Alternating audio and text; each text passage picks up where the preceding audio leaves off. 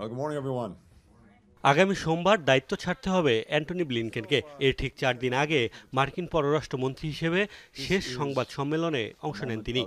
Tremendous relief for Israelis and তবে Palestinians. সেই অভিজ্ঞতাটা মোটেও সুখকর হয়নি ব্লিনকেনের জন্য। গাজা যুদ্ধ ঘিরে যুক্তরাষ্ট্রের কূটনৈতিক প্রচেষ্টার পক্ষে সাফাই গাইতে গিয়ে একের পর এক সাংবাদিকের তোপের মুখে পড়েছেন তিনি। On Sunday. Look, অবশ্য প্রশ্ন করা সাংবাদিকদের জোর করে বের করে দেওয়ার ঘটনায় সমালোচনার মুখে পড়েছেন মার্কিন পররাষ্ট্রমন্ত্রী। respect the process. We'll have an opportunity to take questions in a few minutes. গাজায় নির্মম আগ্রাসনের পর ইসরায়েলকে অন্ধ সমর্থন দেয়ায় ব্লিনকেনকেও অপরাধী আখ্যা দেন সাংবাদিক স্যাম হুসেইন। প্রশ্ন ছোড়েন কেন তিনি হেগের আন্তর্জাতিক বিচার আদালতের মুখোমুখি হচ্ছেন না। সে সময় তাকে জোর করে বের করে দেওয়ার চেষ্টা করে নিরাপত্তা কর্মীরা।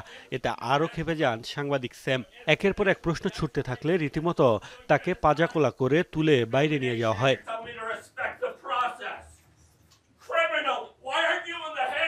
ঘটনার এখানেই শেষ নয়। আরেক সংবাদকর্মী তো ব্লিনকেনের শ্বশুর ও দাদাকে আখ্যা দেন ইসরায়েলের দালাল। তাকেও বের করে দেওয়া হয় সংবাদ সম্মেলন থেকে। সাংবাদিকদের সাথে এমন আচরণকে অগ্রহণযোগ্য আখ্যা দিয়ে সামাজিক যোগাযোগ মাধ্যমে বিবৃতি দিয়েছে রিপোর্টার্স উইদাউট বর্ডার। সমালোচনা করেছে অন্যান্য আন্তর্জাতিক সাংবাদিক সংগঠনগুলো।